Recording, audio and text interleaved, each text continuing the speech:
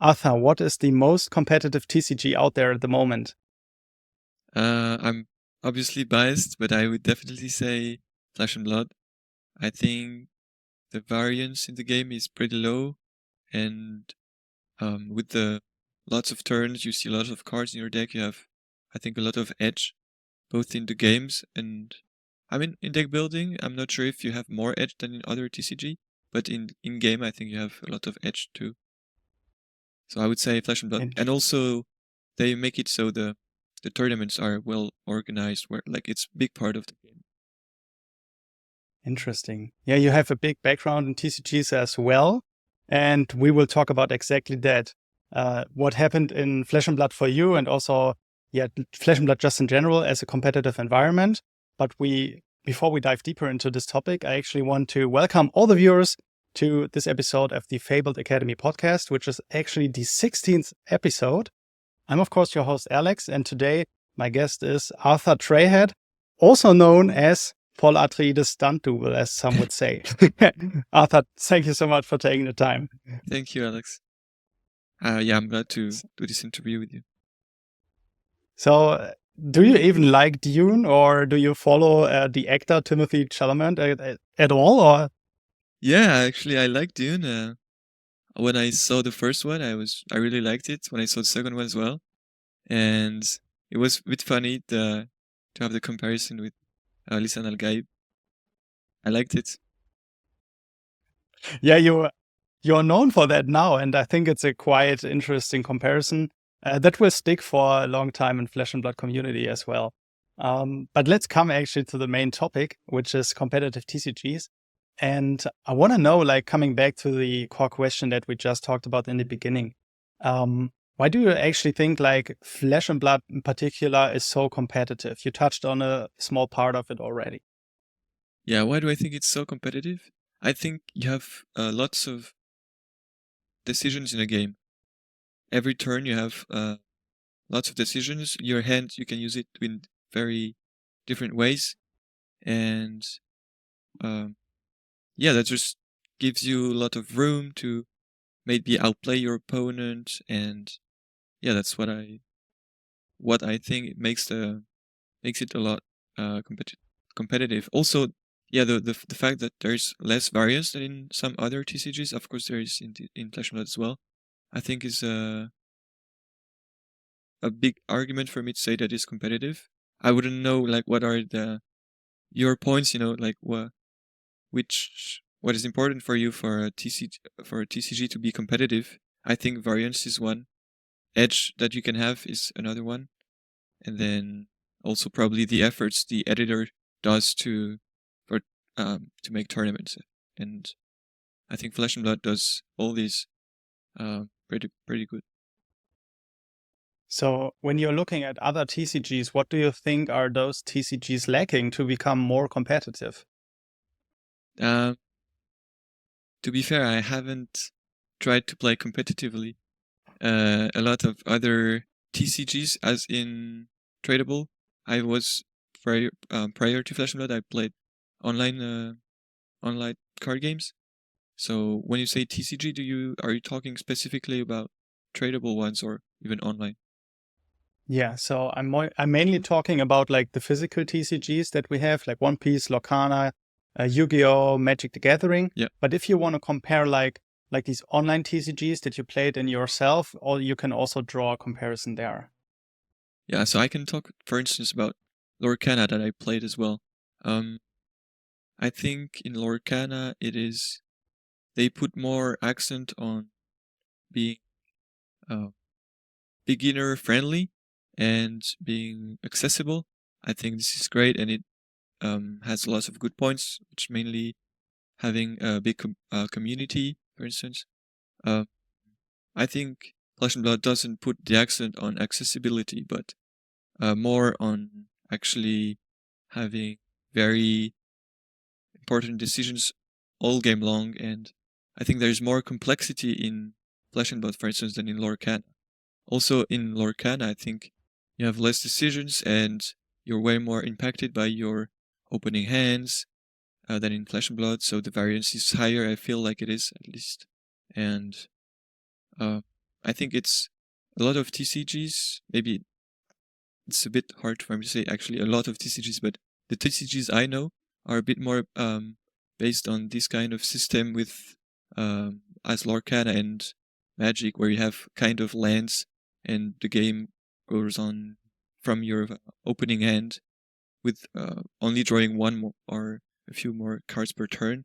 I think these kind of games are like the most common, but have more variance to them because of the way they're built.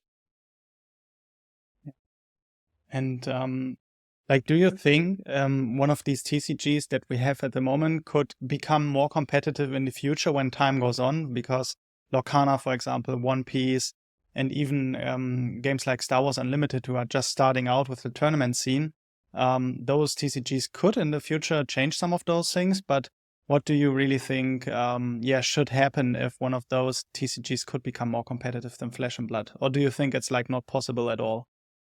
No, definitely. I think there can be improvements from other TCGs, and then can be also like downfall for Flesh and Blood, I guess. If it all depends on what the editors try to do and what direction they want to take. I guess Flesh and Blood has inherently a little bit more competitive side. Don't know how to say it well, but it can definitely change. Like, it's, as I said, the way Flesh and Blood is played, with like you drawing 4 cards per turn and generally the games being quite long, means you often get to see your whole deck or close to, which is not the case in many TCGs, right? But for instance, if you have a very aggro meta in Flesh and Blood, and then the games only last 2 to 3 turns, maybe the variance will become high again.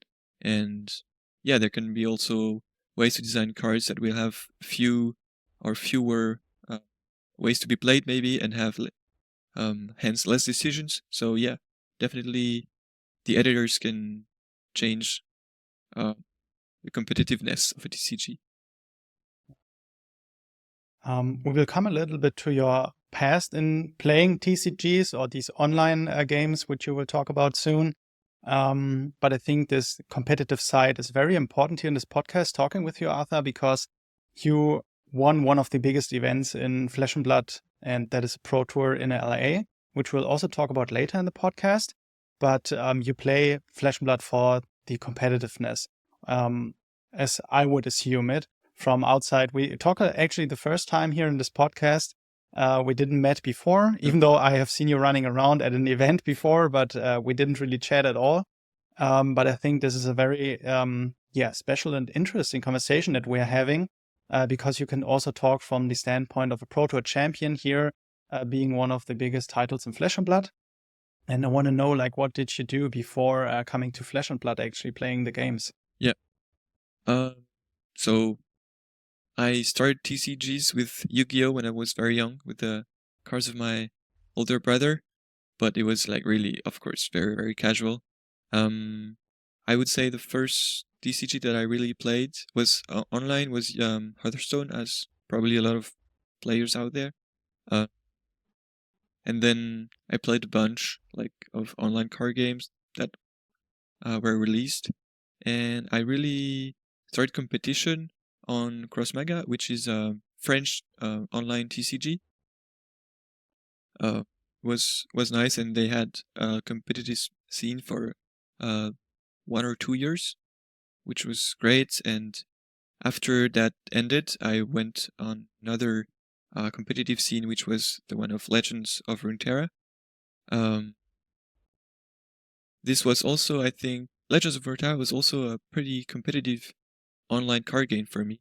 It had, for instance, less variance than Hearthstone, I felt, and Riot Games had more, wanted to put more accent on the competitiveness. And after Legends of Runeterra's competition ended, I still wanted to do competition on card games, so I was looking around at what I should do, and I tried out Flesh and Blood. That's how I got into it. So let's talk a little bit more about these games that you played. Particularly, I am very interested in your opinion on Yu-Gi-Oh! Because that is like the main TCG that I was following for most of my time before discovering Flesh and Blood. But what was really your impression on Yu-Gi-Oh! When you were very young? What got you excited about it? Honestly, that's hard to say. I think I really liked already the deck building aspect of the game, which is inherent to all TCGs, I would say. Probably I was not so in love of Yu-Gi-Oh! In particular, but just about TCGs in general. And also just no, I wouldn't say I had anything to do with Yu-Gi-Oh! Specifically, or maybe the anime thing also, because I like anime. But yeah. And these days, like the last years, did you follow the Yu-Gi-Oh! Scene, the competitive scene in Yu-Gi-Oh? Not at all. I have, now that I'm playing Flesh and Blood, I have friends who taught me about bit more about Yu-Gi-Oh! And its competitive scene, but I have not followed anything. Yeah. And then coming to these online games that you then got really competitive on.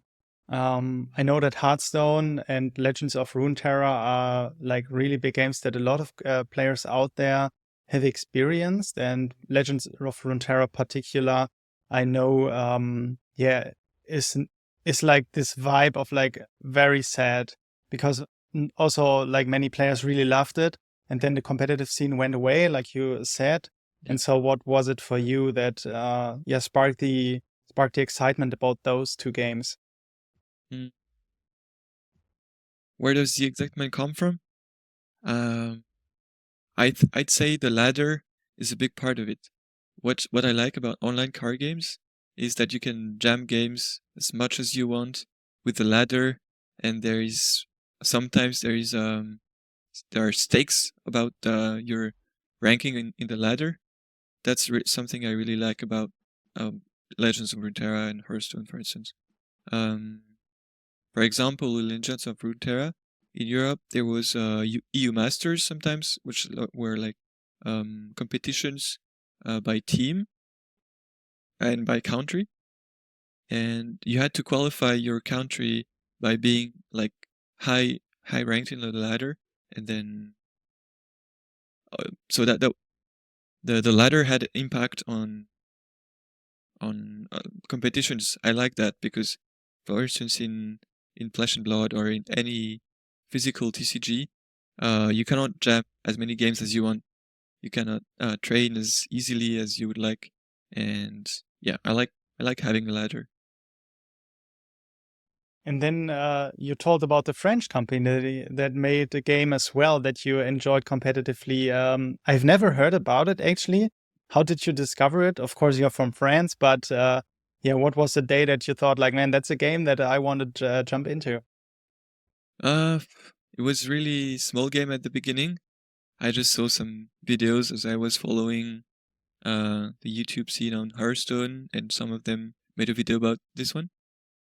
And yeah, I really liked it. It was really different game from other card games. You had the mana system that was similar to Hearthstone, but then the way you win was really not the same. It was not like health points based game.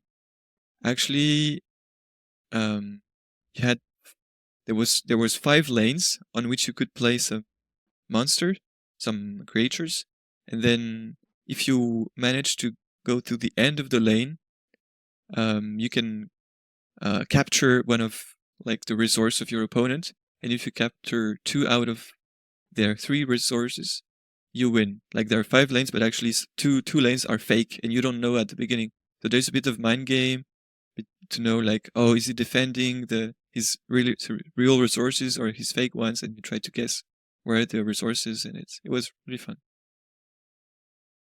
And you had so much love talking about like these online games that I'm really interested in like your opinion on Flesh and Blood. You already said like you can't really jam that many games compared to the online games that you've been into. How do you like then playing just only in real person when it comes to Flesh and Blood? I mean, obviously, it's really nice to play in person, and that's something I discovered with Flesh and Blood. I really like the fact that you just go to armories and have a good time with friends. That's cool.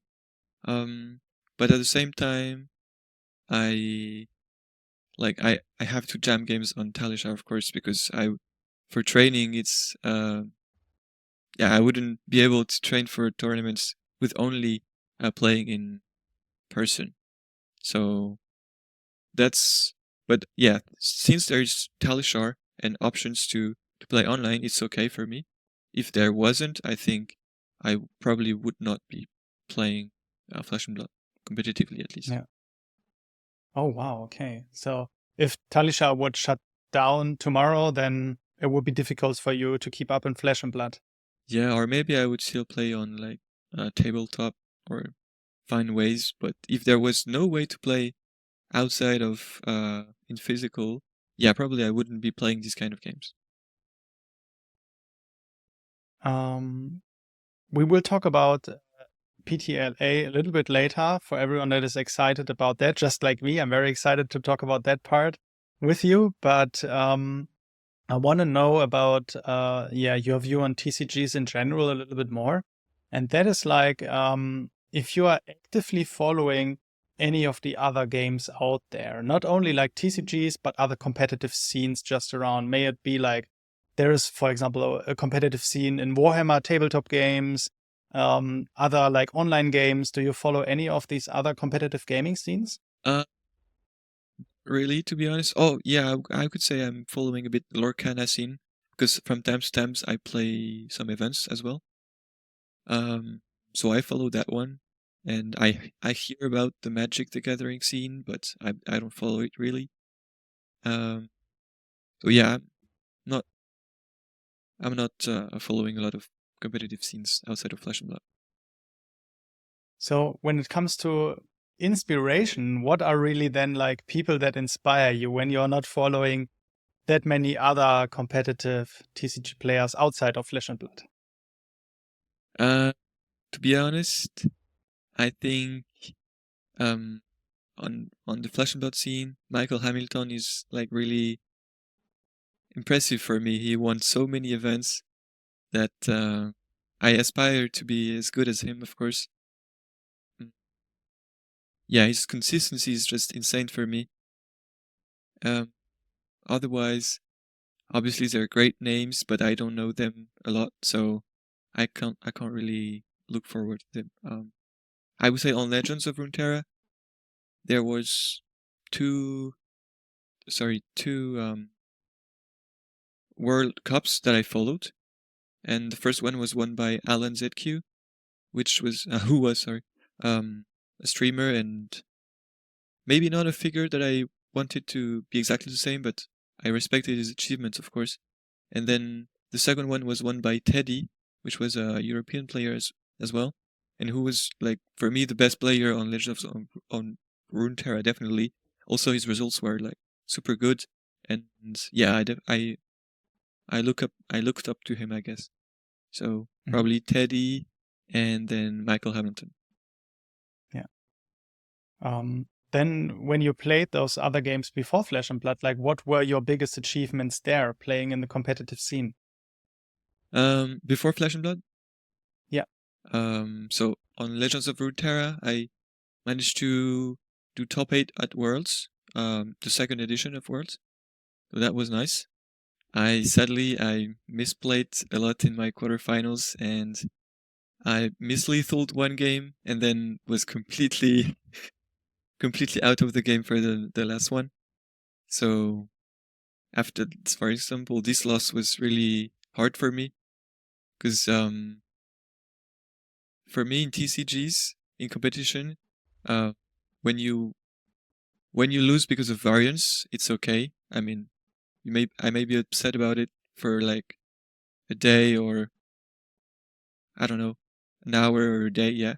But then if you lose because of your own mistakes, then it's really hard because you know that to go very far in an event, you need variance on your side. And I was like feeling very bad because I feel like I wasted the time where the variance was on my side, you know? And that's very hard. It was very hard for me. And Otherwise, a great achievement I have was on CrossMaga. I won a few events. I think I won 3 events in a row. There was each month there was a tournament with the top 32 of the ladder invited, and I think I managed to won it 3 times in a row. It was I felt really good at this time because consistency is something that I think is really hard to achieve in a TCG, and yeah. So that's very impressive hearing it, because I think what you all also told about Michael Hamilton, for example, that like consistency is very hard to achieve, and that it's something like only a few players can ever experience in their lifetime. But I want to know a little bit more about your Legends of Runeterra run, because I actually don't know that much about Legends of Runeterra. But I know that in Yu-Gi-Oh, for example, there's also an online game, and the dual master scene is like I would say there is a big event that I'm not sure if you know it, but where like the players playing the game actually are invited in person and then play it against each other at the World Championship. So is it like similar to the Yu-Gi-Oh! World Championship when it comes to Legends of Runeterra, or how was your experience there playing in the World Championship? So in Legends of Runeterra, it was we were not invited to play in the same place. It was all online.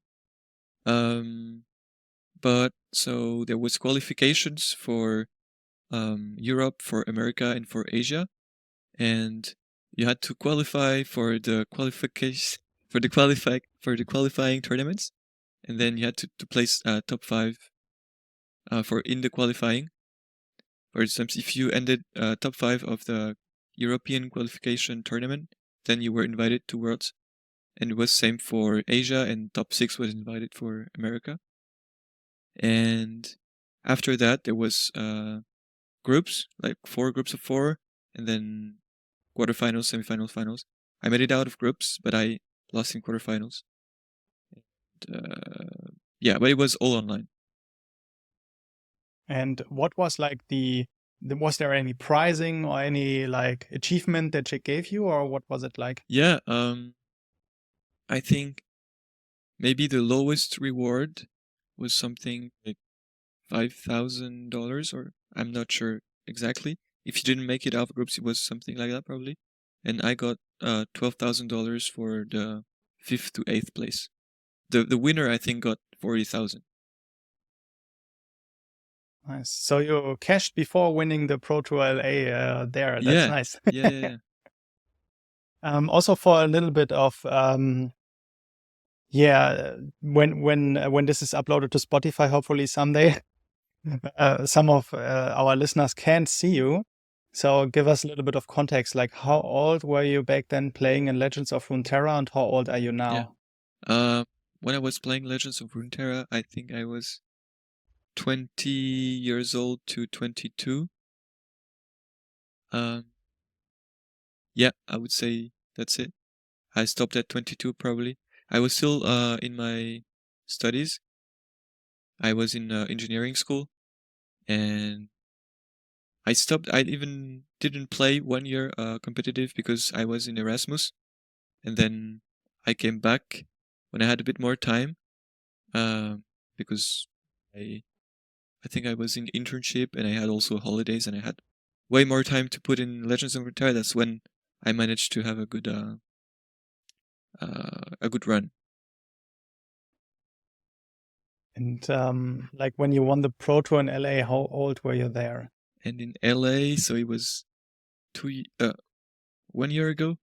Yeah, it was 1 year ago. So I was 24 years old, and yeah, that's it. 2 years after Runeterra. Yeah. And you have a main job now, working full time, or what are you doing? No, so actually, I was an engineer after my engineering school, and I I worked full time there, and then I got fired. It was during the time I was playing a Flesh and Blood, so I was fired, and then I was playing Flesh and Blood for 6 months.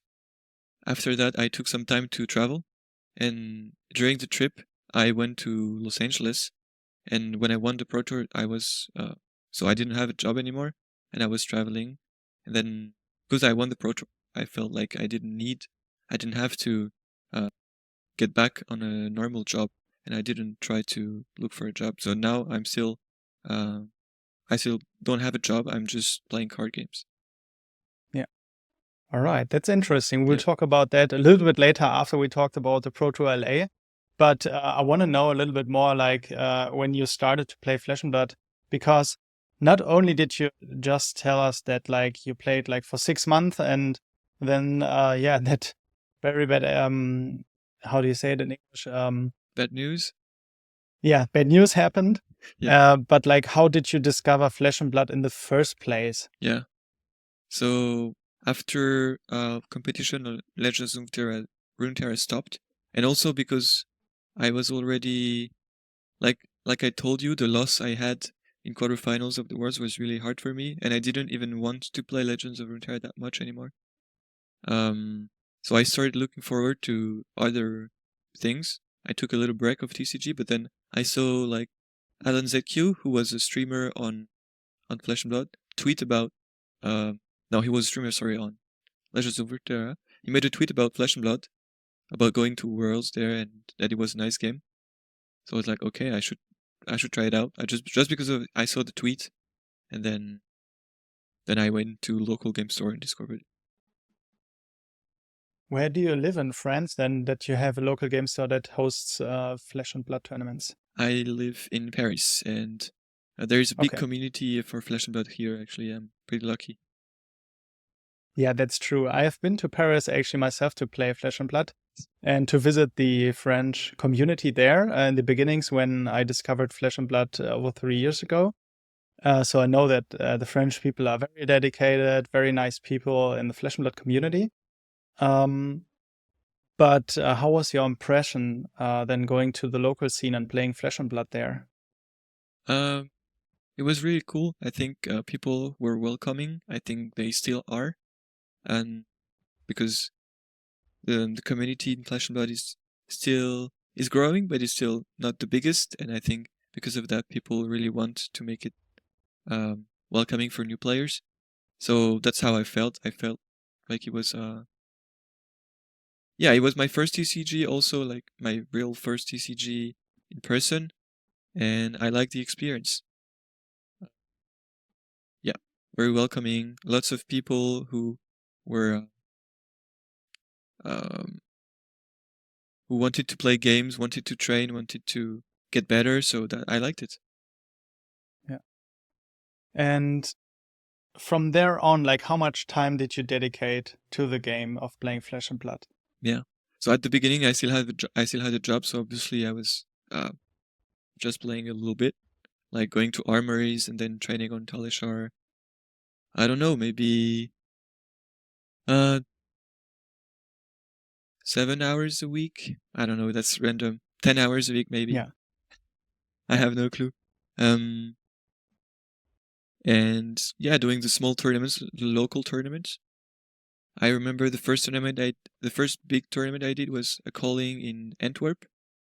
Antwerp. I had only played 3 months in Flesh and Blood, and I did not have good results at all. After that, there was the nationals, and I trained a bit more for French nationals, and managed to top 8 this one, which qualified me for Worlds. And so for Worlds, I got fired in between. So then I had a lot of time, and I tried to train a lot for Worlds. So when you are talking about those first months of playing Flesh and Blood, and then all the way to that moment when you got fired, like what situation was it like for you in the midst of playing Flesh and Blood? Like what kind of period was it exactly, and how did you like react to being fired? Oh, at that moment, I had already made top 8 at nationals, so I knew I was qualified for Worlds, and I thought it was a great. It was like sad, of course, but it was also an opportunity for me to try to train a lot and have a good like a good amount of time to dedicate to Flesh and Blood, which was cool in a way.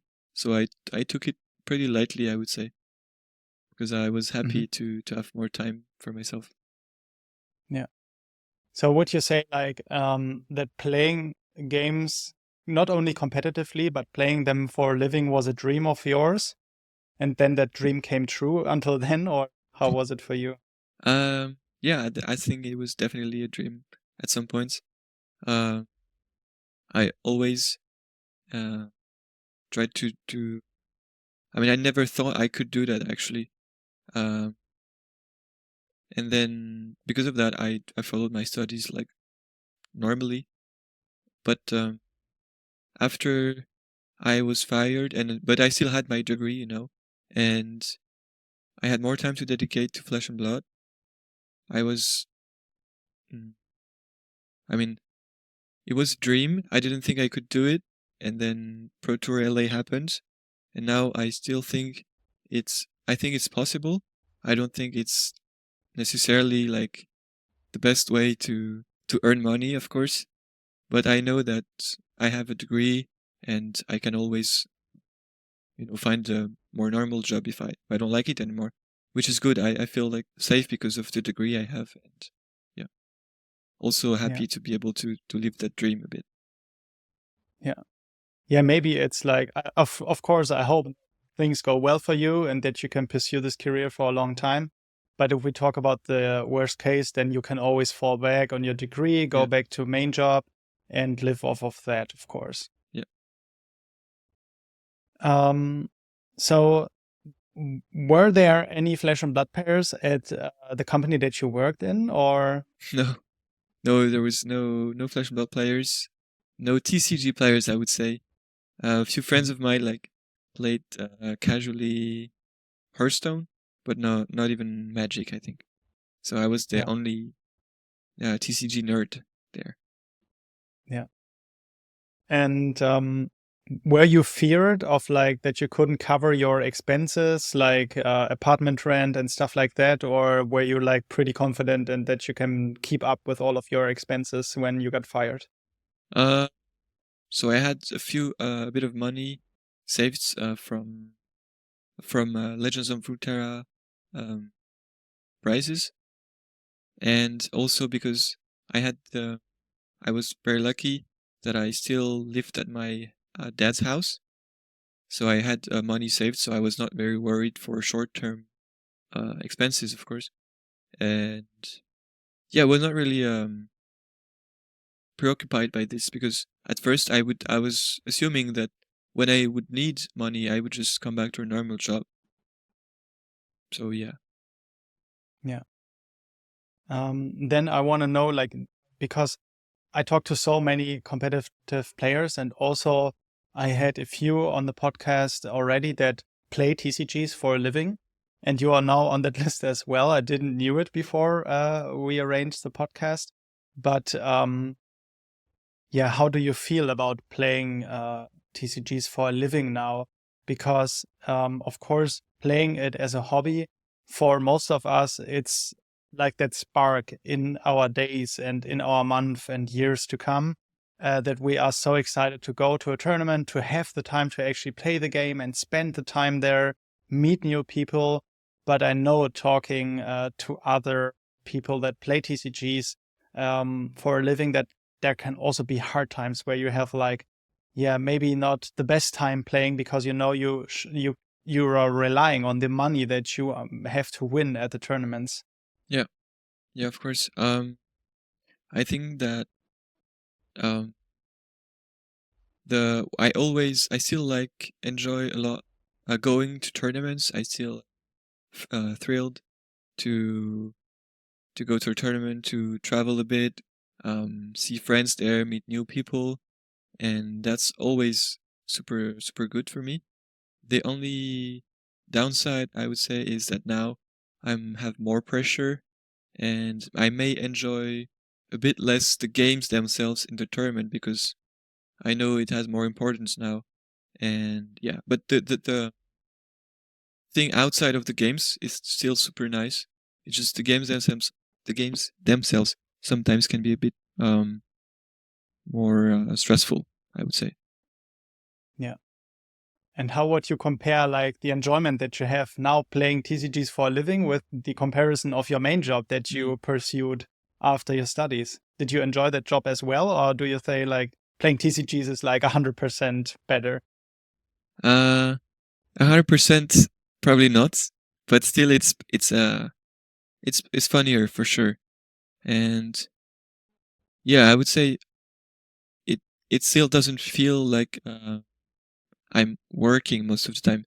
Sometimes when you have to train some matchups you don't want, or there are definitely some, I would say probably some chores still in playing TCGs for a living, but most of the time it doesn't feel like a chore and it's still nice. Probably it's better than what I had before. I like it more. So let's talk about the road between the point that you got fired, the World Championship, and then also coming to PTLA. Yeah. But start with like at the point that you got fired and then going to Worlds. Yeah. So I think I got fired probably 2 months prior to Worlds Barcelona. And yeah, as I said, I had some time to prepare. I only knew French people, and so I could only train with French people, mostly from Paris. I had very small, we had a small group of training, but it was still good. It was a lot of fun actually, and I ended up doing okay at Worlds. I was playing Dromai because it was a cool meta for Dromai, and I ended up 42nd, which was okay. I was a bit disappointed by my CC results because I think I went 5-1 in draft and only 4-4 in CC. So it was a bit disappointed to go 4-4 in CC, but overall happy with the result because it was my first Pro Tour like tournament, and I felt like 42nd was still a good place, and there was a bit of money with it, so that was cool. And then after that, I had decided to take a trip. I wanted to go to South America, so I had taken like one-way trip to Peru, and I didn't know when I would come back. Of course, I was not planning to participate in Pro Tour LA at that time. I was qualified because of a road to a ProQuest, but I was not planning to go there. And yeah, I traveled for 4 months, and I think at the third month, I thought that since I was already in America, I could probably go to Los Angeles from there, and it was a good opportunity actually. So at that time, I decided to start training again a bit. It was hard because I was like in hostels with poor Wi-Fi. My only my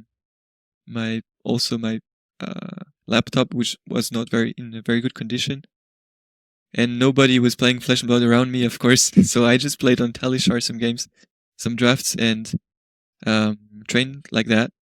And then I went to Pro Tour. I met some friends of mine there who brought me a deck because also I didn't have a deck with me, and played it like that.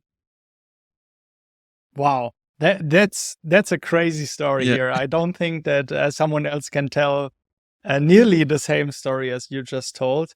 Also because Flesh and Blood is always advertised as the game that you should play in the Flesh and Blood against people in person to actually get better. And you just told us that you are basically traveling around the world and then playing in hostels from your laptop to prepare for one of the biggest events ever in Flesh and Blood, and then just to be the person that wins that event. Yeah, that's Wow. crazy. Also, I was I went there because I thought it was a great opportunity, but had no intentions of winning it whatsoever. Wow. So even though you at that moment were basically playing TCGs for a living, you didn't go to the Pro Tour LA with the intention of being the player that wants to win the tournament. Yeah, I mean, at that time, I was not really playing TCGs for a living. I was just traveling. I had no intentions of playing TCGs for a living yet. So, yeah. Wow. Yeah. Okay. So then, be at the time in the podcast that we talk about the event, the PTLA, actually, because one thing that stuck with me that I read online about you was that before PTLA, you basically played the game for 1 year, and you talked us through that experience already. But I think that is a point that we should touch on, because I know from other players that don't play Flesh and Blood and look at Flesh and Blood from the outside, either just because they are curious about the competitive scene, but also weighing out if they actually want to play Flesh and Blood. And talking to some of them that decided against Flesh and Blood and for another TCG, I know one of the arguments is like that they think Flesh and Blood is just too time intensive actually to grind out and get good at the game, because as you already told us through, the game is very much a competitive scene inherent to the game. It's very difficult to get better in the beginning, but also there are so many very competitive players already on the scene that are competing for these big prizes and on these tournaments specifically. So how was it for you, like in the first year playing Flesh and Blood? Was it very difficult? Would you say it was like a heavy time investment? I mean, of course, after getting fired, you could crank up the time that you spent on Flesh and Blood actually, but before that, you didn't have that much time. Yeah. So as you said before that, I didn't have that much time, and still, I think it was not that difficult to have good results. I think even though it's pretty competitive, I think if you focus on one or a few heroes at a time, you can do great. I think like Flesh and Blood is really hard because you need to know you need a lot of matchup knowledge to be better. Like a big part of improving is having matchup knowledge. So I think by focusing on one or a few heroes at the beginning, you can still do good even without that much time. The thing is, I played Dromai for almost a year. And that's how I could. I think if I registered another hero than Dromai for Pro Tour LA, I would not have had the expertise or the knowledge to go to win it. Of course, I was better on Dromai than I was on any other hero, I think. And that's what I would say is it's still possible, even if you don't have that much time. But you need to focus on a few things. You need to do it right. If you start playing a bunch of different heroes and trying to learn some matchups, but it will be difficult, and you need a lot of time to be good at all decks, I think. Let's talk about your deck then a little bit, Dromai, because I think also not in every TCG it's possible to play a deck very competitively on the highest level for as long as a year or even over a year. So how did you enjoy the time playing Dromai then for so long and then taking her all the way to the Pro Tour? Because actually, like, one of the big arguments, and that is heavily discussed, like if it's like a bad or a good thing for Flesh and Blood, is like the cost to compete actually, because when you are starting out, it can be like very cost intensively to just buy a deck, and then having the guts actually to take that deck and take 1 year to master it and then go all the way to the Pro Tour. How was that for you? So first of all, I think Dromai was not the most expensive deck out of all. It was like, I think my deck was worth like 600 euros probably, which is already a lot, but it's not that much compared of course to most expensive decks in Flesh and Blood, but also to other TCGs, right? And if you think about it, playing it for a whole year, competitively for only 600 euros, I think it's not that much of that big of a cost for compared to other TCGs. So that's also not always easy to do, because sometimes you will buy a deck, and even though the hero is not going to LL so fast, maybe the meta will change and make the hero you chose less viable than you would think. So maybe I wouldn't say that when you invest in a deck, it will always last for at least a year competitively, but still, probably they last longer than in a lot of TCGs, and that's one way to make it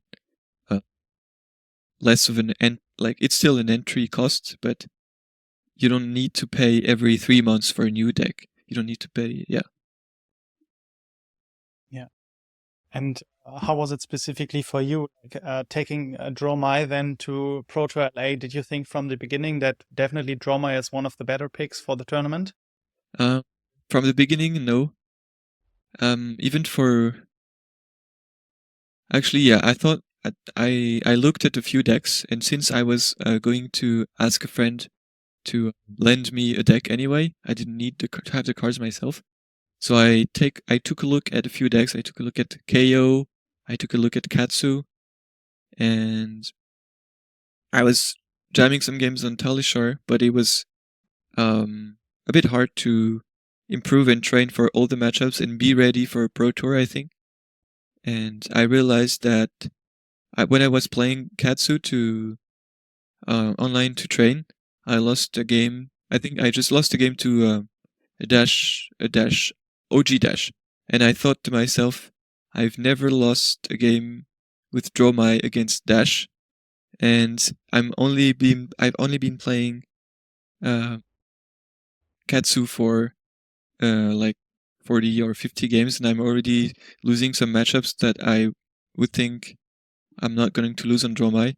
And because of that, I felt like, even though there probably are some decks that are also as good as Dromai, or maybe even better, I have so much expertise on the deck that I should definitely bring it. And I thought that using my prior knowledge of Dromai would be just the smartest choice, the best choice for me. Oh yeah. So I think like what you said was that there is a lot of matchup knowledge needed to actually get an edge in Flesh and Blood. Yeah. And so you had that expertise on Droma, you had that knowledge already, and then made your decision there. Of course, that was backed up with 1 year of like games and 1 year of knowledge that you could gather. But I think like coming to Talishar here, because that was your main resource of getting knowledge in the time before Pro Tour LA, I often hear that, yeah, Talishar is a good platform to jam games, to get a little bit of knowledge, but it's not really the place to get the deep knowledge in Flesh and Blood for a big tournament like the Pro Tour. Yeah. And you just said the exact opposite, actually. So tell us through actually your time on Talishar here, because on Talishar, there is not like a ranked system, which you also talked about being very much needed in a competitive environment. Were you like just playing against randoms all the time, or did you have like a testing team on the time before Pro Tour LA? I was testing with randoms on Talishar, and also with some friends of mine, like the French friends whom I trained with for Worlds as well. But I had very, very few friends who actually were going to come to Pro Tour LA. So they helped me, which was very nice from them. But still, they were not like putting as many hours as I did, and they were not looking to find the best deck because they were not going there. So I was training with them, but I didn't have like practice partners who would want to do the same efforts as me to find the best decks, to find best strategies, and to train all the matchups, because nobody that I knew very well when went to that event. Wow, that's also like a big thing actually, because I know so many players and teams on Flesh and Blood that are gathering up, that are teaming up to get better, to work out a strategy. And I know especially a strategy is needed also to be good in draft. And I think what is particularly astonishing, not only talking about CC here, because on the Pro Tour level, you also need to be an outstanding drafter. And you said already that you had a really good run in the World Championship in Barcelona, playing draft there. But how was your draft preparation for the Pro Tour in LA? I assume it's like crazy just playing drafts online and getting the knowledge there. Yeah, my preparation for draft was not the best. I think it felt I had never drafted in real life on heavy hitters before to go to Pro Tour LA, and yeah, it was definitely, my preparation on draft was definitely not enough. I ended up going 1-2 in the first draft, and I think I almost went 0-3. To be honest, I think my opponent on the last game just threw the game, and I won it because they threw the game. Basically, I think they had won if they played a bit better. And on the second day, my second draft went way better. I went 3-0, but I think it was it was a bit lucky because basically I picked very strong cards for Brute, and then my neighbor passed me a pact with a very good card for Brute again. So I was just like, okay, this is going to be a Brute game, a Brute draft, and I ended up being one of 2 Brutes and having a like broken deck. And yeah, it was like the second draft was easy because I had luck. I was lucky because with the packs, and yeah, so I went 3 on the second draft. But overall, it was 4-2 in draft, and it's not the best. I think I really got saved with with CC, and yeah, with the preparation and the experience on Dromai, made up for the lack of experience in draft. Yeah.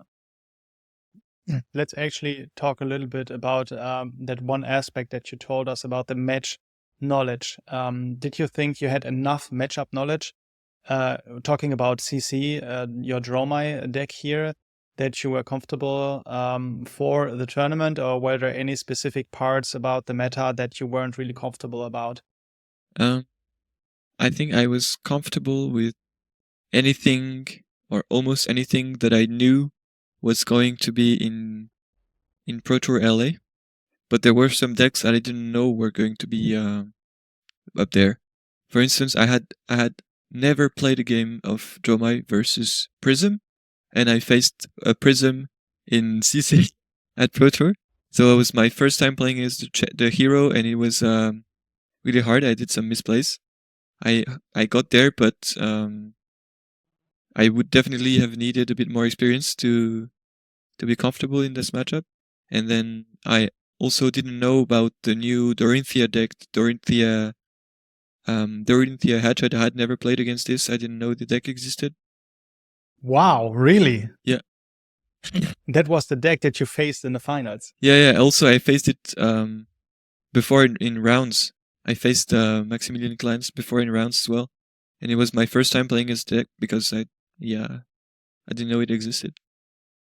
So I was confident with my matchups for the heroes or the decks that I knew were going to be there, but the ones I didn't, of course, I was not prepared. Yeah. Wow, that's crazy. When we talk about your days at the Pro Tour in a little bit more detail in a few seconds, I'm very curious to hear about that. But let's talk about actually your draft preparation before we come to the actual event, because I want to know, like, how was it then preparing for draft online? How did you actually do it? So you can still queue for some drafts on Discord Runaways, and so I did that. I queued a few times. I mean, more than a few times to draft there. And there you can draft on Draftmancer and then play the games on Talishar. So that's what I did. And I think probably some friends of mine drafted with me so that I was not alone and helped me to have drafts and to review my drafts. So that's, of course, even though my friends were not coming with me, they still had to prepare a bit because probably, I don't know, but there was some RTNs or other events in drafts on this. So I also did some drafts with my friends, which is better because I think it helps to review with friends and to do that. But then I honestly don't remember if I did like a ton of drafts alone or yeah. Okay. Draft is one of the aspects to being a Pro Tour winner. And how was it then when you flew to Pro Tour LA actually? It's pretty crazy to just imagine you being on travel and vacation time actually, preparing for the Pro Tour of course, but then flying over to LA. How was it for you? How was the draft for me or? No, just like arriving at Oh LA yeah. for you. How was it? Yeah, it was super fun actually. I was still in my trip, So I was just having some good time. I met some French friends who came to LA for the tournament, and now they are good friends of mine. So I just had we were visiting LA a lot, and we took a few days to train, of course. But it was just great I had never been to US, so I had a good time there, and I had no pressure at all because I had no expectations of any kind of results. So that was really good time and good memories. Yeah. Until arriving at the Pro Tour, like how much time did you covered to playing Flesh and Blood in your preparation? Was it like a full-time job that you actually planned out on playing every day, or how much time did you take on it? I took a few, I think 1 month before the Pro Tour, I really started prepping, and then I think I took a few days where I just stayed in my hostel alone, and played some games there. But most of the days I was still traveling and going from places to places. So definitely not a full-time job, but probably still more than when I had a normal job also. Yeah. So in between, like normal job and no Yeah. job. Okay. So then your examinations came, right? That's basically what the Pro Tour basically is Yeah. then when you're preparing. The big test came and you ticked it off with the best result that anyone can imagine there.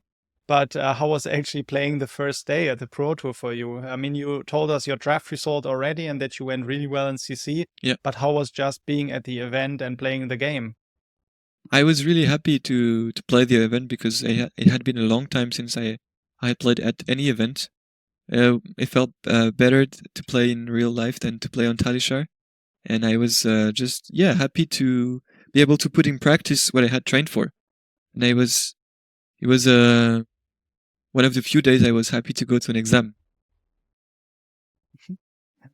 Then let's talk us through day 2 actually. Like, of course, your draft went really well and CC as well. But how was your day 2 for you? Yeah. So I ended up day 1 as 5-2 because of the draft, and from there I was not super scared of. I was thinking I had very low chances of making top 8 because then you would have to lose only one game and probably you need to lose it at the very end. So for draft, my goal was to make 3-0, of course, because if I didn't, probably I would not be able to make top 8. I was super happy when I had at the end of the draft with my deck and at the end of the draft games because I was 3-0, and now I started to believe that I still had a chance to qualify. And then at some, I don't remember when I faced Maximilian Klein, but probably 1 or 2 games after the draft, I faced him and we went to time and we drew. and I thought it was the end of the tournament for me. So I was really upset, and yeah, from there I had also no expectations again, because I thought I was just out of the contention for top 8. So played my games normally, and then at like my last game, a friend of mine tells me that maybe if I win the last game, maybe actually I am in. And I was like, oh, okay. Well, that's good news.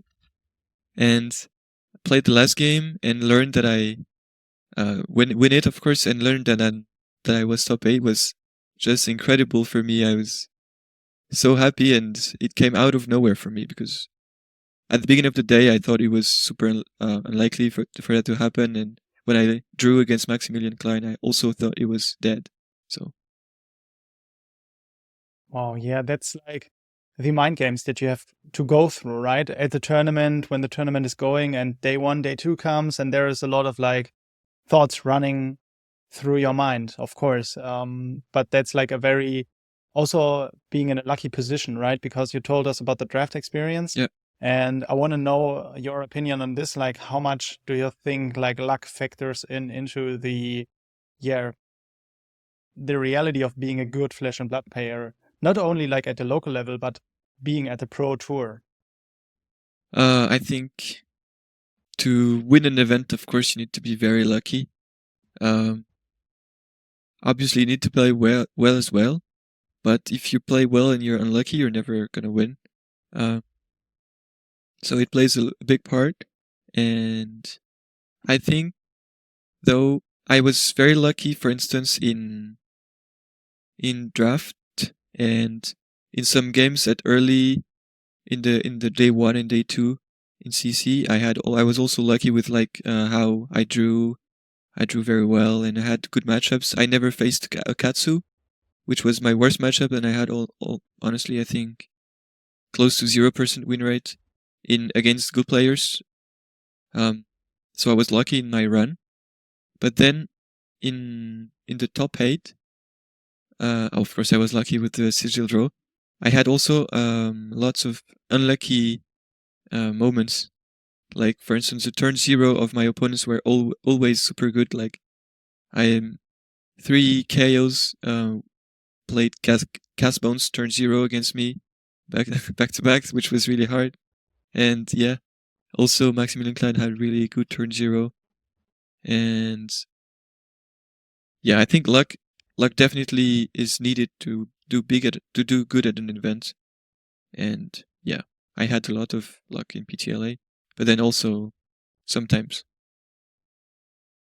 I don't know. So luck is definitely a factor here.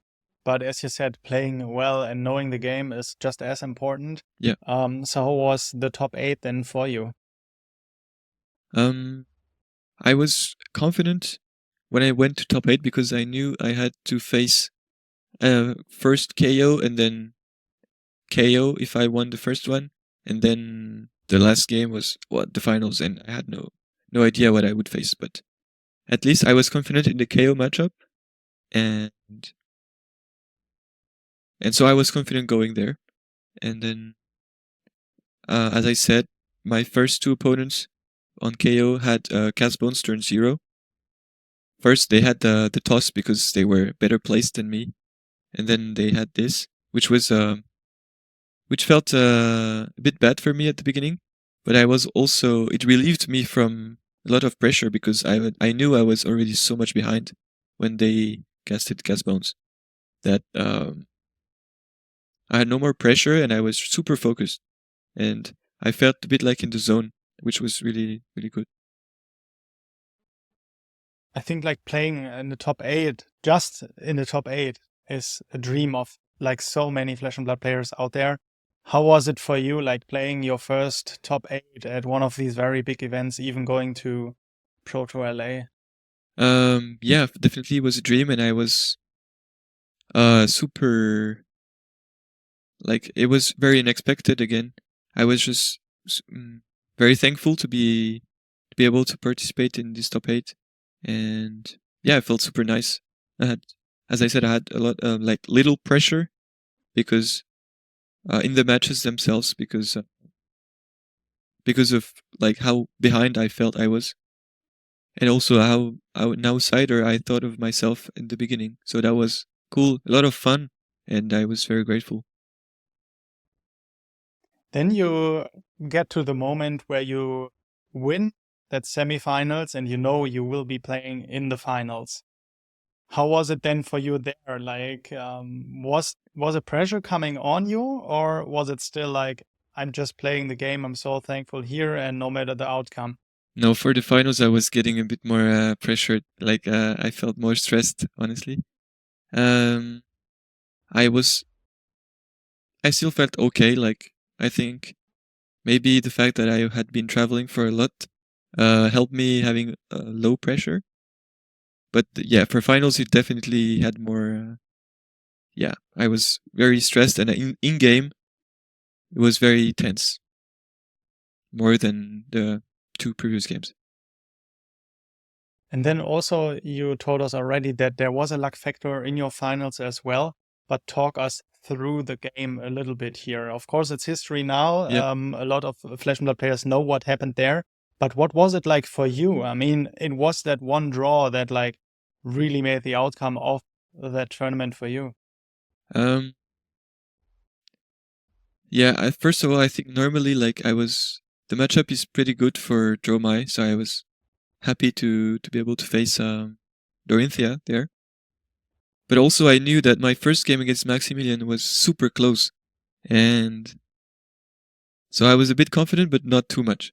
And then the first turn they had very very good opening hand, which pushed a lot of damage, and from there I felt already behind actually again. So I had to grind back, and I think the game was super tense, super close all game long. I didn't know if I was ahead or behind in many cases. And at the end, I had to take very important decisions because my deck was getting very thin, and I knew that it was going to be hard for me to close out the game. So I don't know if you remember, but I decided basically to go for a burn them all play, which would grant me the lethal in 2 turns if I managed not to die, and if my opponent didn't decide to kill all my dragons. It was actually a very risky line, because I went down to 0 ash, which means I cannot play any dragon anymore. And if Maximilian decides to clear my dragon, maybe I will brick, and it's not a good situation to be in as a Dromai player. So I had to take this very risky line, and then they present me lethal. And I know I have only one line tech to win the game. I know I need to draw a sigil from my sing below, and yeah, I go for it. I draw the sigil. I'm like, I want to scream in my head, but then I know that I need to keep like a poker face, because if they just decide to swing at my dragon, I will probably still lose the game. So I try to do little like to show no emotion. I know I did at some point, but hopefully Max was not looking at me at this time.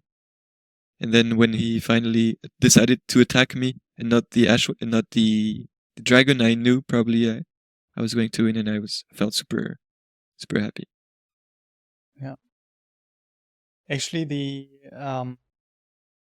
just this event happening is what, like, I think every TCG player, especially the Yu-Gi-Oh players actually out there, dream of, because it's the heart of the Yeah, cards the heart of the that really cards. like helped you there. Yeah.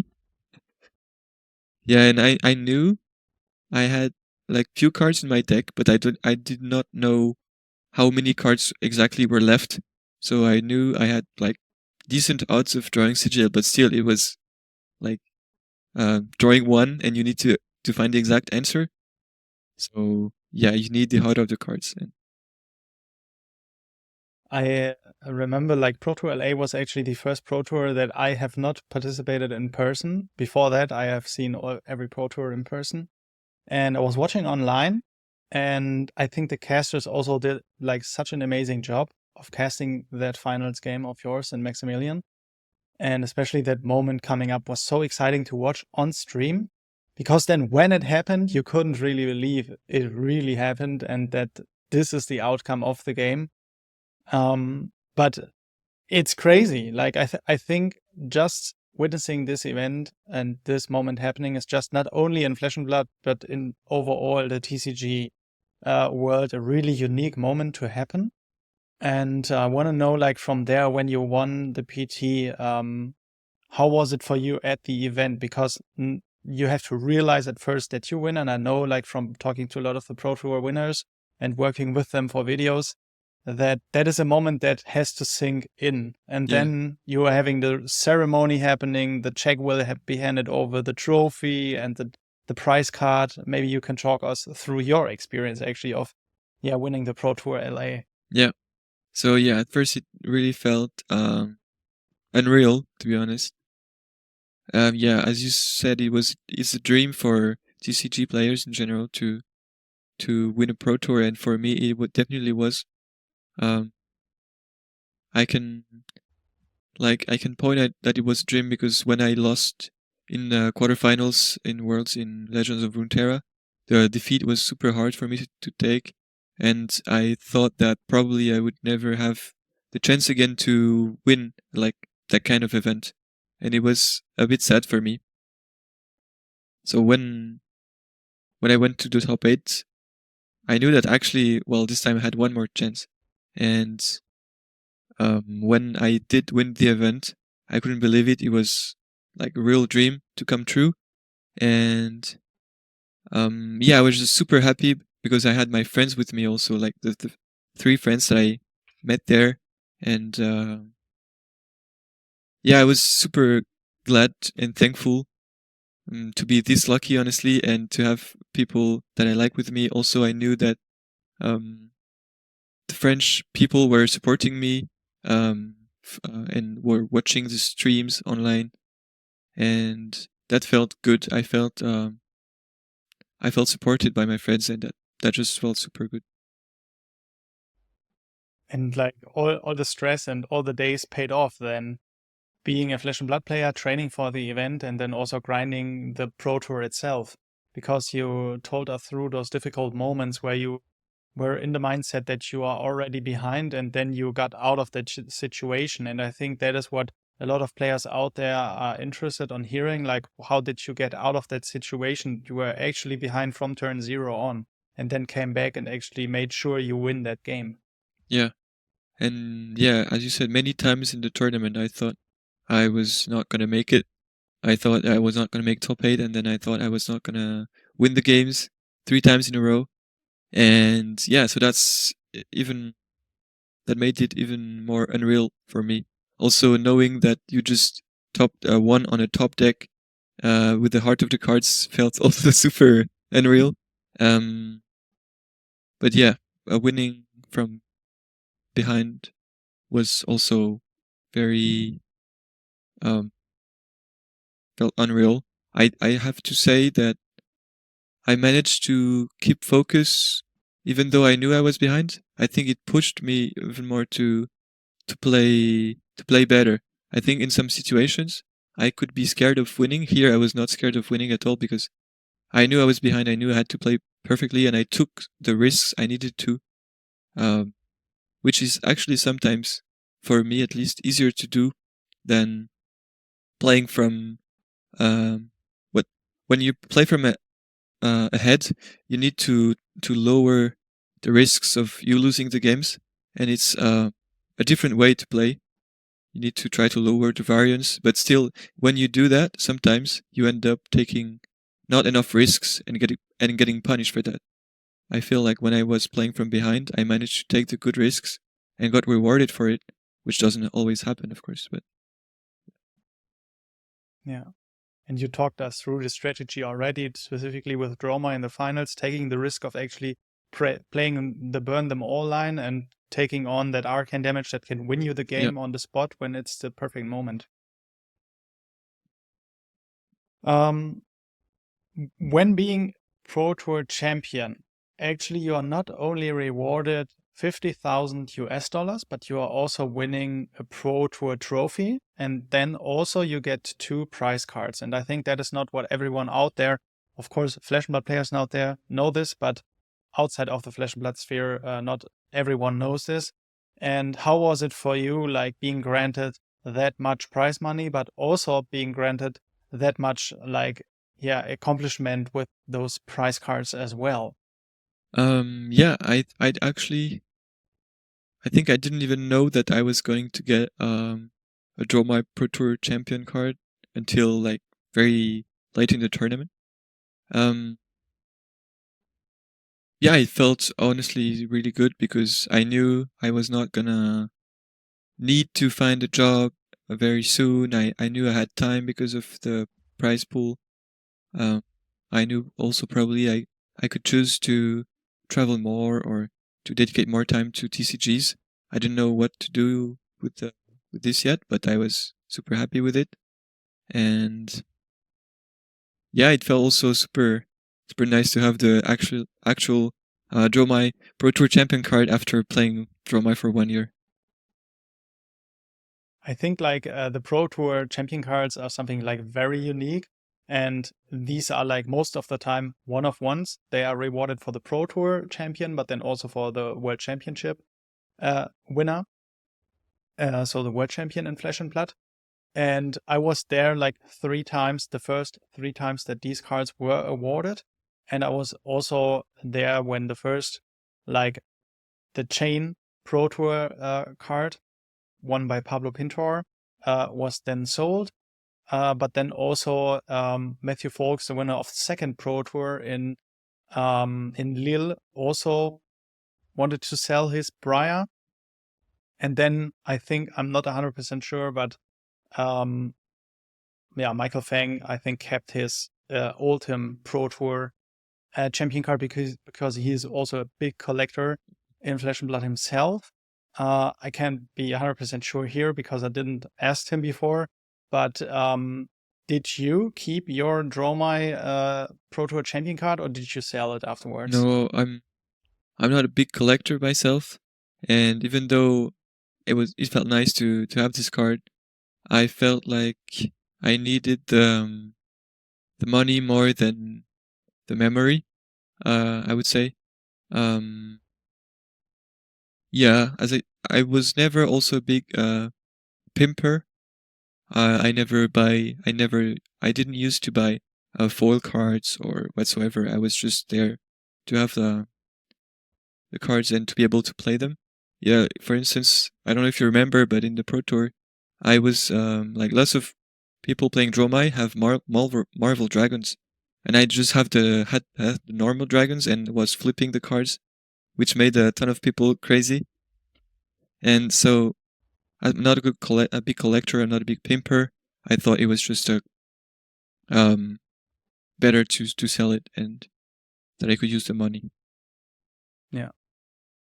Are you comfortable in sharing like your like price that you got for the card, or do you want to keep it secret? I don't know. I don't think I care about this too much. I sold it for 20,000 euros and also 1,000 euros of cards. I think it's not the best price, but also I think it's still a big amount of money, and I definitely could not, like, I don't know the word in English, but I'm very glad I have this money and I could sell it at this price. Yeah. Even though probably maybe it could be a bit more, I don't know. Yeah. And was it like directly at the event that the buyer was pursuing yourself and wanting to buy the card, or was it after the event? No, it was after the event. I sold it I think the exchange happened in Warsaw, in Calling Warsaw. Yeah. All right.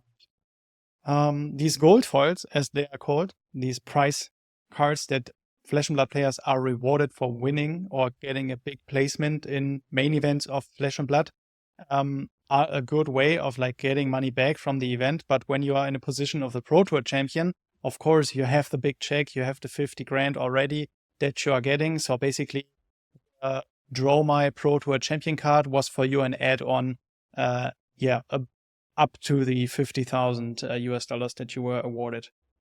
The trophy itself, I guess you still keep, right? Yeah, actually, the trophy itself, I have it in my local game store. I thought it was a nice way to like shout out the stores and the store and my friends who I practice with, and so I asked the owner if he thought it was a good idea, and he told me yeah, of course. So I was happy to put it there, and for now it's still hanging there Nice. at Uchronis Did it ever Games. come? Sorry, what did you say? The local game store is Uchronis Games in Paris. Nice. So the next time that I'm in Paris, I definitely need to check that out. Yeah. So let's talk about the time after Pro Tour LA, which is from this point on, like about a year ago. Yeah. How did winning the Pro Tour change your life? You talked us through already that you were taking the opportunity and wanting to pursue the full-time TCG player lifestyle from there on, but how did it really change your life in general? Well, first of all, the money made it possible for me not to look for a job directly and to not be worried too much about the expenses at first. And then it made me realize that I had probably, like, it made me more confident in my ability to compete and to do well in tournaments and earn money this way. So first, obviously, the money changed a lot, and then the confidence boost also. And then it also just made me want to commit more to TCGs because I thought I had, I was good at it. So I thought it was a good thing to put more time into it. And it made me actually, so I was still traveling, and it made me decide to stop traveling to put more time in TCGs. So it changed my life in this way. Is it like, because I know like it is a big life-changing money amount, of course, but it's also on the other hand a big lifestyle change that you have gone through. But from what you were telling us already, that you are not really spending money for collecting, and I assume you're also not really investing in sealed product or cards in general. But I know from like a few stories from Germany, for example, where winners of the lottery, for example, that suddenly have like so much amounts of money, can't really handle that amount of money. But how was it for you? Like, were you wanting to like save that money, or did you also like, for example, pursued a dream that you needed some big amount of money from there on? I mean, playing a full-time TCG player, you need some money for that for sure. But was there anything in particular that you, wanted to do from there on? Not really, I think. I just tried to save the money more than anything else. I wanted to use the money to be assured I could try to live experiences. So, and the first experience I want to try is to be a professional TCG player. I thought that if I ever wanted to do it, now was the time. So having the money was just a way to guarantee I could do it, and without taking risks, basically. Then let's talk through that year after Pro Tour LA, actually, as a Flesh and Blood player, because just recently, before we met for this podcast episode, you also topped another event in Flesh and Blood. I am not sure if I have seen your name on another event throughout the last year after PTLA on the top 8 of another like calling or proto level. I don't think so, but how was that year after proto LA for you as a Flesh and Blood player? Yeah.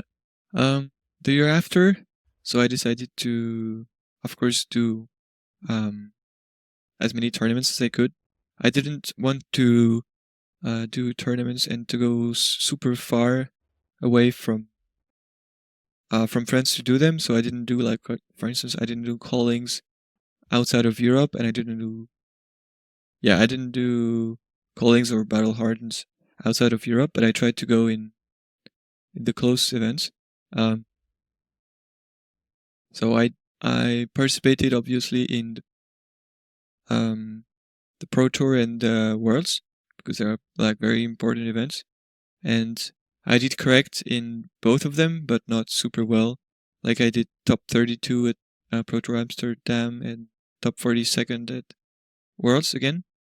And then on the callings, I went 10th in Warsaw, which was like a good result, but a bit sad not to make top 8.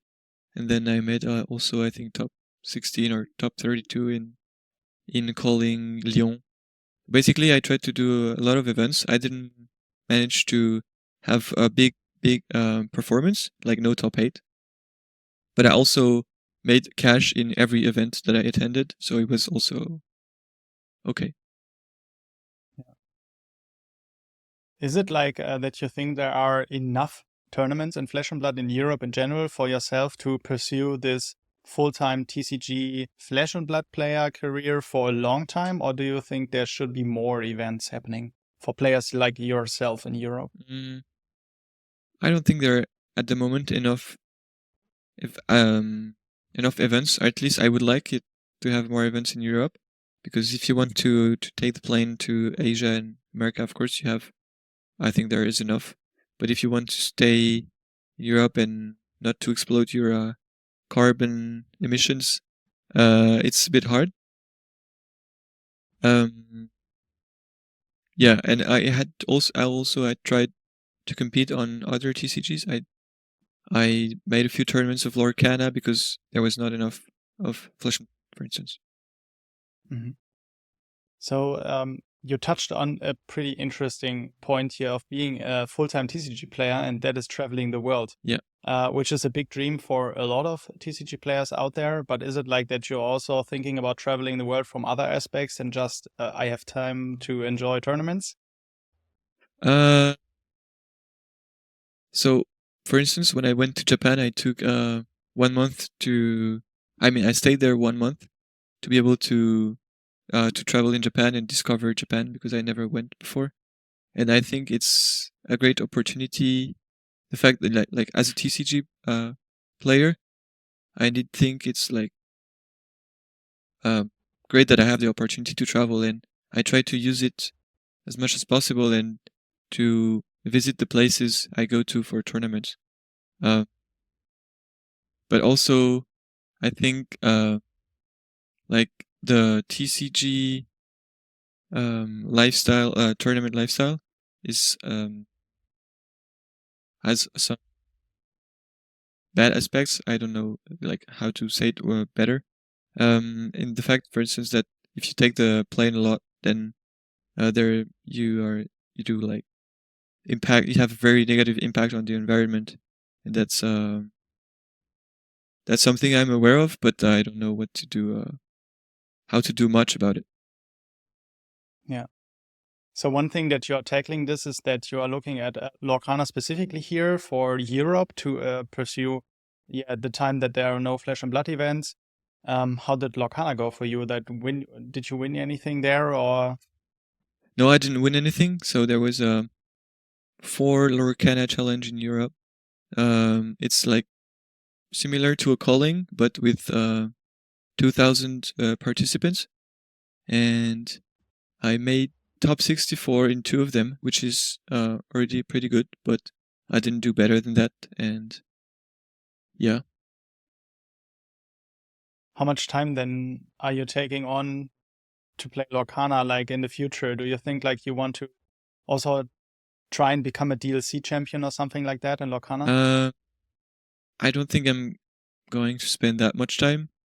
I like if there are events in Europe and while there's nothing at the same time in Flesh and Blood, probably I'll try to do them. But I also have no collection in Lorcana. I have no cards, and I'm not intending to spend that much time on training for it. I'd rather spend my time for Flesh and Blood. But yeah, when there's a moment where I don't have any tournament for Flesh, maybe I will spend it for Lorcana. Yeah. Actually, I have a friend that is playing in Lorcana, Din Kang Pham, who is also the DLC Melbourne champion. Oh yeah. So I know that Lorcana can be also very interesting to play competitively, but I know also talking to, for example, Simon Nielsen or Hervoy Hedgehog, other professional TCG players that are playing TCGs for a living, that it can be really tough to play multiple TCGs at the same time on a high level. Mm-hmm. But I think Simon Nielsen, of course, is a good example of like player that can manage to like top in multiple TCGs. But would you imagine going forward in your career as a professional TCG player that at some point you also want to like expand like the titles that you want to have or the opportunities that you also want to have to earn money in TCGs? Yeah, for sure. I would like to be able to have good results on not only on Flesh and Blood, on Lorcana or other TCGs as well. I don't think it's a priority for me right now, but I would like that, and I think I want also to stay open in a way that I just participate in the best tournaments. If, for instance, I don't think it's going to happen, but if Flesh and Blood decides to have lower prize pools or have lower fewer tournaments, and maybe I will then focus on another game which will focus more on the competitive side. And yeah, I think I will try to participate in the better scene, in the best competitive scenes also. Yeah. But just in general, now looking at what we have in 2025, of course, we have like $1.5 million US dollars in prize pool plus all the like prize cards that you can win. You think that is like enough for yourself to be confident in playing like 80 or 90% of your time Flesh and Blood in 2025? Yeah, I think it's good enough probably.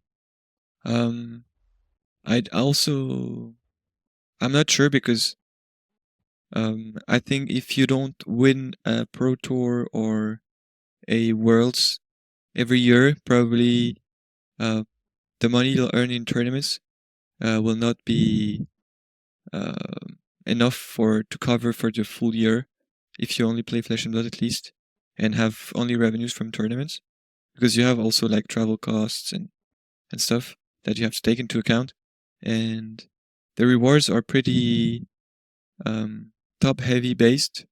Like the rewards for being world champion is a lot better than the reward for making top 8 at Worlds.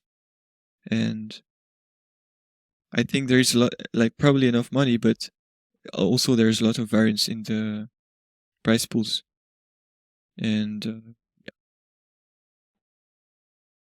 What do you mean exactly about variance in the prize pools? Because I know that also depending on how big the event in Flesh and Blood is, there's also basically the bigger the event, the more prize money is given out. And I know that specifically European players sometimes are not really that happy about like the size of event that we have in Europe compared to North America, for example. And I know exactly that in the beginning of this year, we had the Calling in Prague, the world premiere, The Hunted, and that event was capped, for example. Is it like a consideration for yourself that you were thinking about, like that European events should have like more attendance or more like not attendance, more like bigger event pricing? uh, Yeah, I don't know if there should be.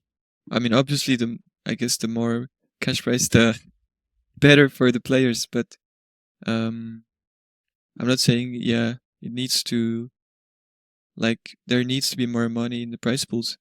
What I meant by variance is also that as if you win a tournament, you're gonna earn a lot of money. But if you only place good in other tournaments, it's not enough to have a good revenue.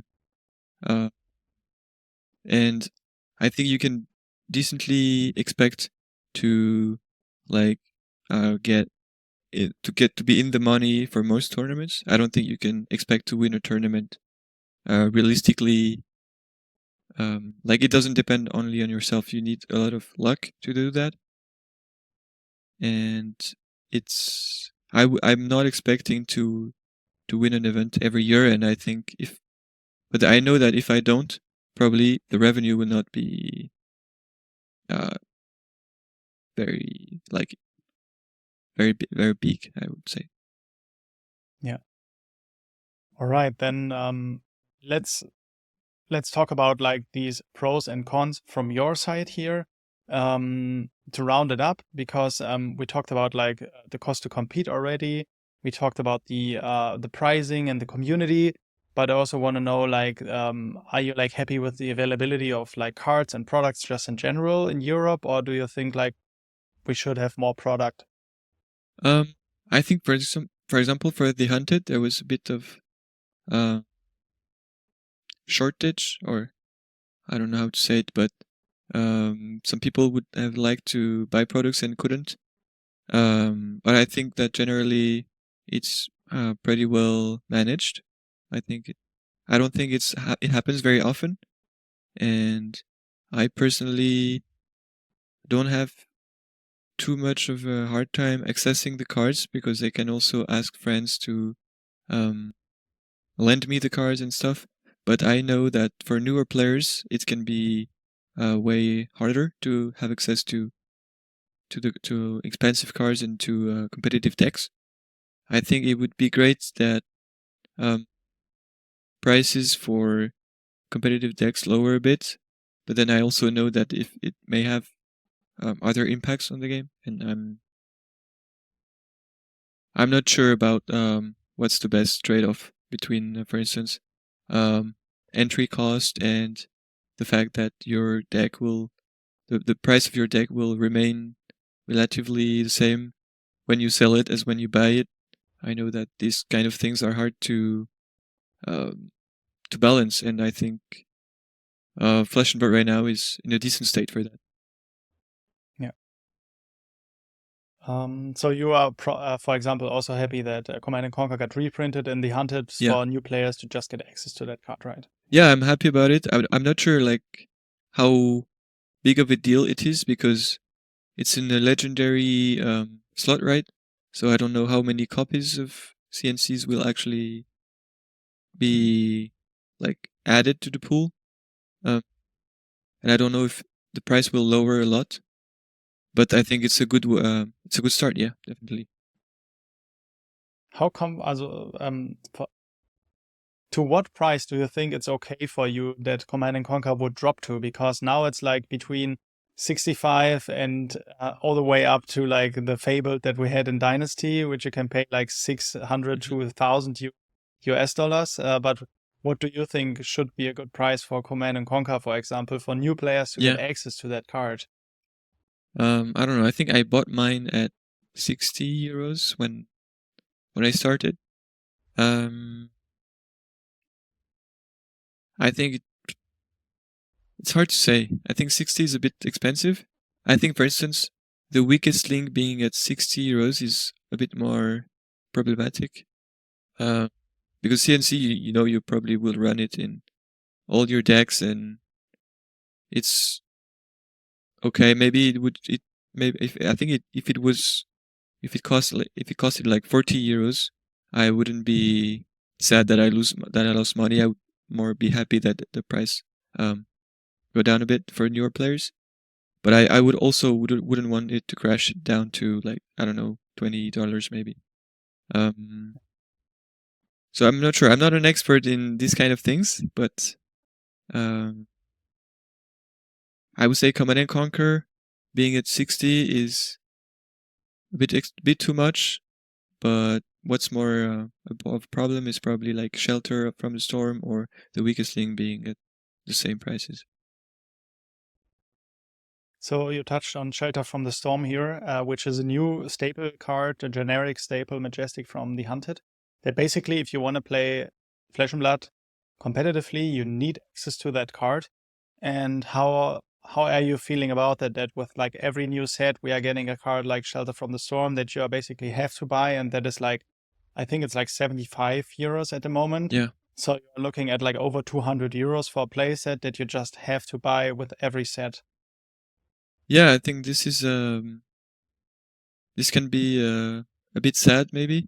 Also, for instance, we can think of cards like Warmonger's Diplomacy that are similar. I'm okay with having CNC being expensive because it will probably always be very good. But Shelter from the Storm probably when Flick Knives is not as used in another meta, probably it will be a lot less useful and the price might go down at that moment. Same for the Weakest Link when when the Mystics hero are gone, maybe the price will go down a lot. I don't know, but that could be a thing. And I think for me, I don't really mind again because I have access to the cards. But for newer players, I think it's harder to get into the game. Yeah, and that's a bit sad. Okay. Is there then anything that you dislike about Flesh and Blood from your standpoint? Not looking at like the standpoint of a new player, but playing as Arthur Trehet. I would say for a moment, especially when I was after playing 1 year of Dromai, also because I knew like at every tournament I registered, I felt like the experience I had on Dromai was very big and it was better for me to go on this pick. At some points, I felt that the fact that there is so much matchup knowledge, that it's so important, I felt a bit like too much for me. I would have liked that you don't need as much training for a specific deck, for specific matchups, to be able to play competitively.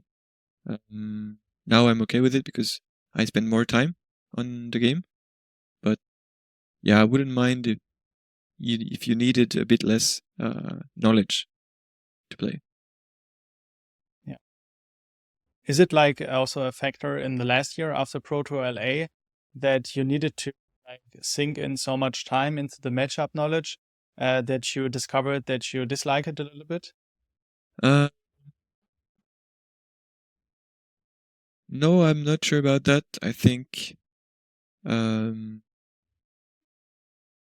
it was more of a problem when I was playing Dromai. Actually, when I was playing Dromai, it was also the beginning for me of Flesh and Blood.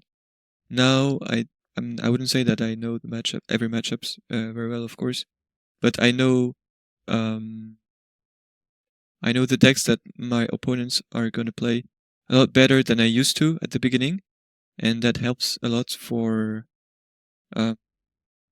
having expectancy of how you should play the game in certain matchups. And I don't need as much training as I did at the beginning for every matchup because I know more how the decks function.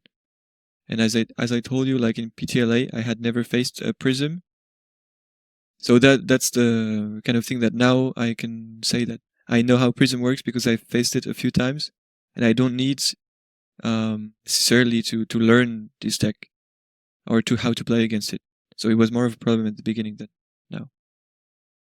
Yeah. Okay. Then let's come to actually the last question here in the podcast. I'm very excited on your answer on this one, actually. And that is, if LSS granted you one wish to change something about Flesh and Blood, you could just change everything you wanted. What would you change about it? That's a great question. I have honestly no idea right now. I would like for them to change a bit the system for Player of the Year, for instance. I think a great thing for them could be to make it more local based. For instance, if there was there's already a thing where there's a champion in America and there's a champion in Europe and one in Asia. What I would like is to limit the points you earn to the region you compete in. For instance, if I didn't have to go to Asia or America to be able to earn points, I think it would be better. I would be more incentivized to try and go for it, because now I know that if I want to be in the race for Player of the Year, I basically have to go to every calling in the world, and that's impossible. That's not what I want to do. That's not affordable. That's not worth it. That's not even. I don't think it's worth it. So yeah, I would like for them to change and improve a bit the system for Player of the Year. Also, they could add a cap on the amount of tournaments you attend, this kind of thing. But yeah. All right.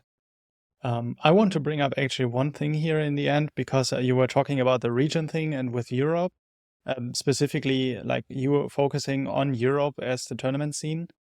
We don't actually have a European championship. We do have big tournaments in Europe, but we don't have a dedicated European championship.